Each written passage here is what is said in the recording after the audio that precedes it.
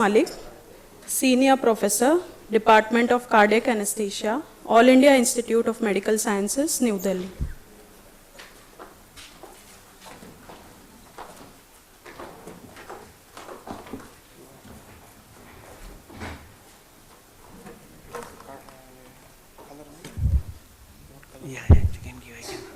So this session is basically on LV function evaluation, and Dr. Srinivas will be speaking on 3D datasets, how to acquire, and followed by Dr. Deepak Tempe. He will be speaking on LV function assessment, systolic LV function assessment. So Dr. Srinivas on how to acquire and display 3D datasets. Good morning, everybody. First of all, I thank Dr. Murli and the whole team for inviting me here to present this topic in this August gathering. So I directly switch over to the topic that is how to acquire and display the 3D data sets. How many of you practice the 3D echocardiography from the audience? Not from the faculty, from the other delegates? Alright. So I'll come to that if you're... Okay, so first one is how exactly to acquire the 3D images. I'll go practically. Once you have induced the patient, you can always put the patient in the apnea, and much easy to get the images in apneic patient under anesthesia. Request the surgeon to avoid using electrocautery so that there won't be any electrical disturbance. Avoid any patient or transitional cardiac movements so that your ECG overlap will be accurate. There won't be any artifacts. And ECG is must, because much of the volumes that are acquired, they require ECG for gating. Now, a good quality 2D image is necessary for obtaining a good quality 3D image. If your 2D image is not optimum, you first optimize the 2D image, then only you will get adequate 3D image. So try to optimize by adjusting the gain, compression, or the width of the sector, frequency, all these things, so that you get the best quality of the image. And then next is avoid any kind of artifact. Dr. Avik has very nicely described. Whatever artifacts you get in 2D will persist in the 3Ds. So try to avoid getting the artifacts, or try to choose a view, select a view where you will get best of the images. And adjust the 2D gain and compression in the mid range. Usually recommendation is try to adjust in the mid range when you acquire the volumes. Keep them in the mid range around 50 units. And then TGC should be slightly set at a higher level, because there is a provision for the post processing and you can always adjust the images. So the recommendation is adjust the gain and compression in the mid range and go for higher TGC. Now these are the images on the left side. This is the I'll say a more optimum gain setting. This is excess gain setting, and this is low gain setting. If you see here, you will see lots of brown speckles. It obscures the whole image. The depth perception is gone, and also the resolution is very poor in this case. So you will have to record the image, acquire the image with optimum gain. In this case, the gain is too low to begin with. So there will be artificial echo dropouts, and anatomical information will be lost. So in that case, you may get the artificial defects in this case.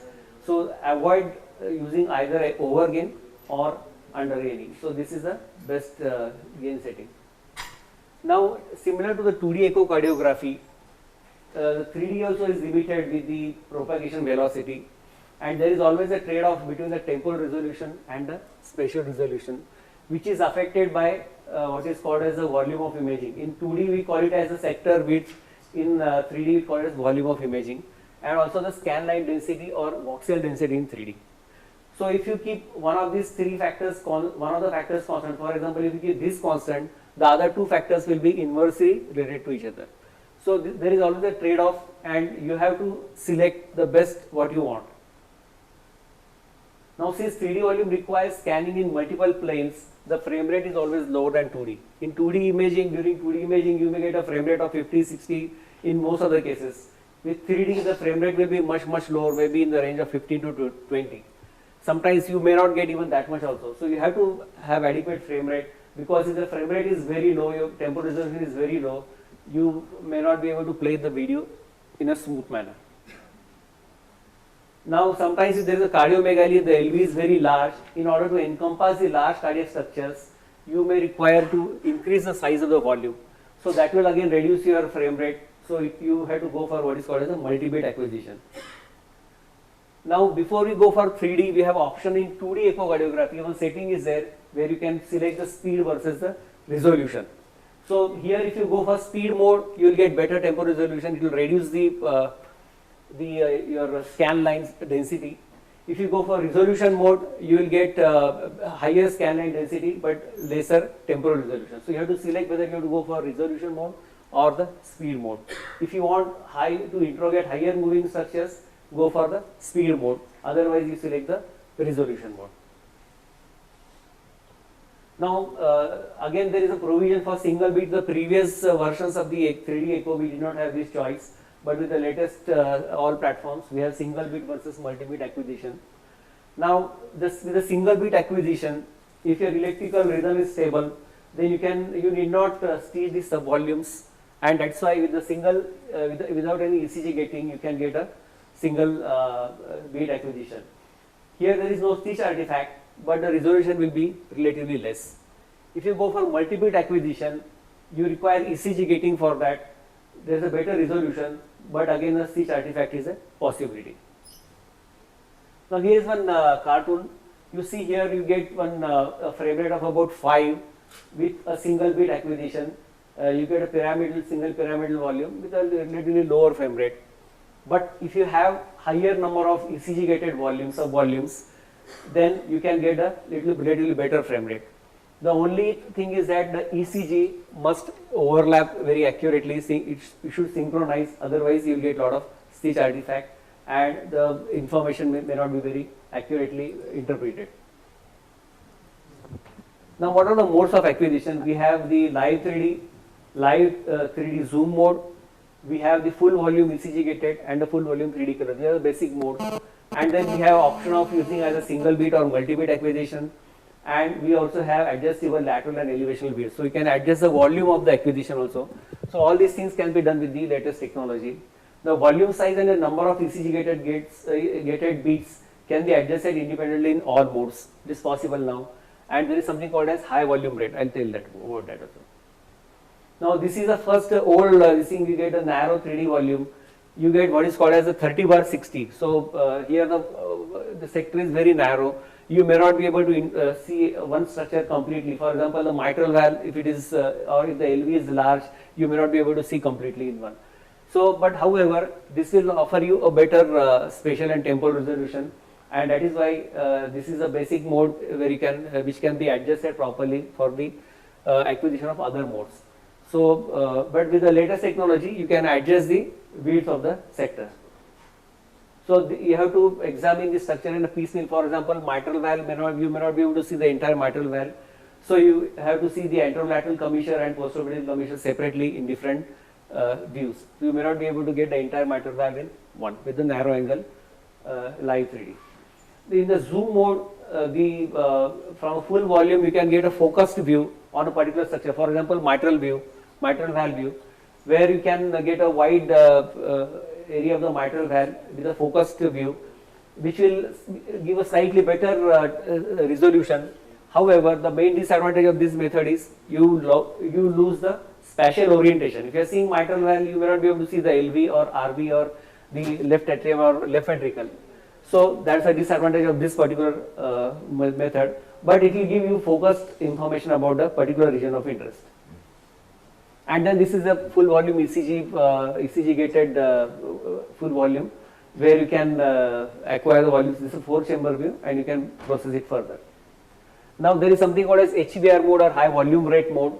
So basically it gives the same rate as a 4 sub-volumes. Only thing is you can adjust the scan line density here. So you can get a high frame rate with the adjustable scan line density. It is available with most of the modes.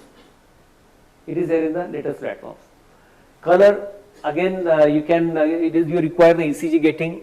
You can get a color mode. Initially you had a small sector, again 30/60, 60/60, but now you have little better wide. You can increase the width of the color sector. It is advised that we should have minimum 6-bit acquisition for the color. If you really want to get good information, then you should do the 6-bit multi-bit acquisition with the color mode. Now coming to the display of the images. So first is what is called as virtual cropping and rotation. You can crop the acquired volume in 3 arbitrary orthogonal planes which are named as green, red and blue, as you know, or you may get a free plane to crop from different angles. And this virtually cropped image can be rotated in any fashion which you want. You can freely rotate, or you can rotate in the Z plane to get the clockwise, anti-clockwise rotation. Advantage is that you can view the structure from any side which you want. This is the biggest advantage, and you can orient the structure depending upon the necessity of the surgeon. You can demonstrate the exact structure of interest to the surgeon. You can crop the image first and then you can acquire the image. So that will eliminate unnecessary virtual cropping which is required further. Then there is something called as MPRV or multiplanar reconstruction, where the volume is displayed in 4 quadrants. As I said, the green, red and blue, these are the different panes or windows, and you can always adjust the volume in using this red and blue planes. So if you move one plane, it is going to affect all other planes. But you can get, for example, if you want to get the optimum length of the LV, you can adjust using the MPR view. MPR view can also be used for measurements, that is quantifying the areas or length. And then we have the iCrop in the latest machines. So what iCrop does is an iCrop box which is focused on the 2 orthogonal planes. Say for example, you want to get a mitral valve in the focus. You can put the iCrop box, increase or decrease the size of the iCrop box and orient it as you want. And then the 3D will be displayed. What is the 3D data in this will be displayed on the top. And you can get the 6 planes using this particular iCrop. That is the top, the bottom, the left, right and the front and the back. So in 6 planes you can move this crop box and you can get the data on the top. It will avoid unnecessary information which you have to crop with the acquisition of full volume. Now the AAC had published guidelines in 2012 about how exactly to acquire and display the images for different cardiac structures. We are still waiting for the updates or the newer guidelines. So at present there is no particular view which the AAC has described to acquire any particular cardiac structure. So they have given overall idea about the aortic valve, the mitral valve, the LV, RV, the intra-atrial septum, pulmonary valve and tricuspid valve. So we'll come to them one by one. Say evaluation of LV, we have full chapter missing on that session on that. But as the previous speaker has mentioned, we can acquire the image with the X plane or biplane in the images. So here you say for example this is a 4-chamber view. This may be a lateral image which may be orthogonal 2-chamber, or it may be lateral depending on this angle. You can know exactly where you are cutting. So you will get this particular line and you can adjust this line depending upon your requirement. And then once you get this, you can adjust the lateral and the elevational width in these 2 planes, so that you can get the optimum 3D volume. You can see in the lateral and elevation, you can adjust depending upon the requirement to get the region of interest within the sector, and then you can get the full 3D volume. You can also have choice of using single beat or you have multi beats depending upon the, if your cardiac rhythm is stable, you can go for multi beat acquisition. If there are no transitional movements, you can definitely go for multi beat acquisition. That will give you better resolution. Now once you acquire this full volume, you can process depending upon the vendor, whatever, if you are using Philips or GE, they have different softwares like maybe EchoPack or QLab. So we use QLabs. So first one is the volume rendering. So what volume rendering gives you is a tissue texture. So basically you want to know how is the thickness of the interventricular septum, how is the lateral wall, how is the apex and different cardiac structures. If you have to see the tissue texture, you call it as a volume rendering. So with volume rendering you can get this example. Initially we suspected it's a thrombus, but it turned out to be the part of the LV only. And then MPRV I already described. You optimize the LV volumes. The biggest advantage of 3D is that you can get the optimum LV volume. How much time we have? This timer is not working. Timer is not, I cannot see the time here. Okay. Yeah. So with the MPR view, you can adjust the LV volumes in the different planes, and you can get the maximum LV volume so that you can get the accurate data. And studies have shown that this is much better than the 2D echocardiography. They are correlated with the cardiac MR. So this is NPR view. Now you get what is called as surface rendering. So about 840 nodal points are given or described on the endocardium, and from that this particular LV cast of the LV cavity is constructed. So this is nothing but the cast of the LV cavity, and this is actually the exact volume is derived by voxel counting. So this is called as a surface rendering. And then you can also display it like a tomographic slices. You can get the LV at different, for example, here we have 9 tomographic slices. So from base to apex, the entire LV is divided in 9 segments, but you can have sometimes 16 also. And then with each tomographic slice, you can adjust the border, endocardial borders, and get the optimum LV volume. And then you have the end diastolic wire frame, and then all the segments are color coded, which are represented in the bull's eye, so that you can evaluate. For example, the blue color is given to the inferior wall, the yellow to the anterior wall, and so on. This is the septal wall. So you can see here the movement. For example, this particular wall is not moving very well. Systolic contraction is very less. So this you can get by just visual assessment. You can know about the assessment of the segment. Then we have something called as segmental time volume curves, where the minimum end systolic volume is represented by a red triangle, and you can know the minimum end systolic volume for each and every segment. All the 16 segments are plotted here, and you can get the information about that. So this will help you in what is called as dysynchrony index. So if these points are not, they are scattered, that means there is a dysynchrony, or if the duration is more than 65 milliseconds between the two points, it is called a dysynchrony. Coming to the valves, this diagram you must have seen in the textbooks. This is the base of the heart, but you can get the 3D, you can get all these 4 valves. This is the mitral valve, aortic valve, tricuspid end. This is the pulmonary. You can always rotate and see. So this diagram you see most of the time in the textbooks. So all 4 valves can be seen simultaneously using 3D echo. Now coming to the assessment of mitral valve, you get the images from 2 orthogonal images from any plane, and then you crop them in the frontal plane to reach the mitral valve, and then you do the virtual cropping across the left atrium, and then you orient the valve, adjust the gain setting, and rotate along the z-axis to get the aortic valve at 12 o'clock. So what you get is what is called as the surgeon's view, or the transatrial left atrial view. So this is the surgeon's view, where you get the A1, A2, A3 segment, and P1, P2, P3 segments, which you can virtually see with this, and here you get the aortic valve. This is one of the views that we have obtained. So this is the surgeon's view. Surgeon will inspect the mitral valve through this view, and then you can rotate it by 180 degree and crop through the LV. So once you see the across the LV, the entire mitral valve will be rotated by left to right. So the A1 will come to this side, A1, A2 and A3, P1, P2, P3. You can see the LVOT also. If there is a SAM, you can always detect the SAM here. And then if there is a prolapse, or if there is a caudal rupture, these are the angle views which you can obtain by commissural cropping, and these angle views will give you better idea about the prolapse. Say for example, if the prolapse is occurring at the posterior P2 or P3 level, you can definitely appreciate it with the angle views. Then with the transgastric subvalvular apparatus, you can see in the 2-chamber view, you can acquire from that, and then you can always rotate and see all the subvalvular apparatus, whether there is thickening or any pathology.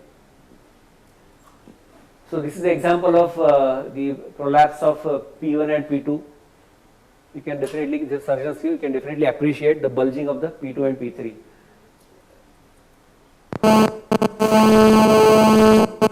And then this is a mitral stenosis. You can see through the LA as well as through the LV. You can directly measure the, using planimetry, you can measure the mitral valve orifice area in this.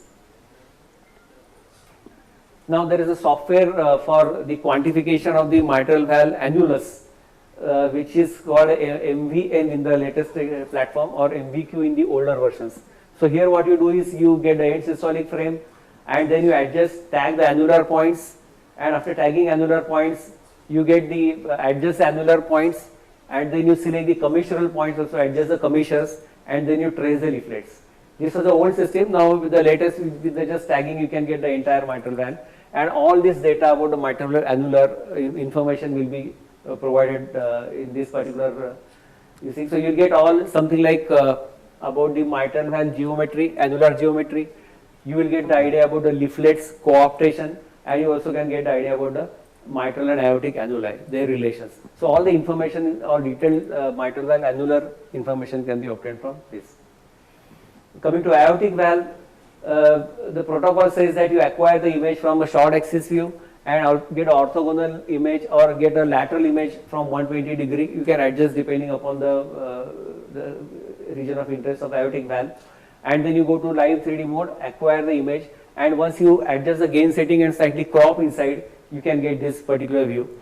If you are seeing the aortic valve from the LVOT side, you can rotate it in the Y axis. Otherwise, if you are recording from the ascending aortic side, probably you need not change it.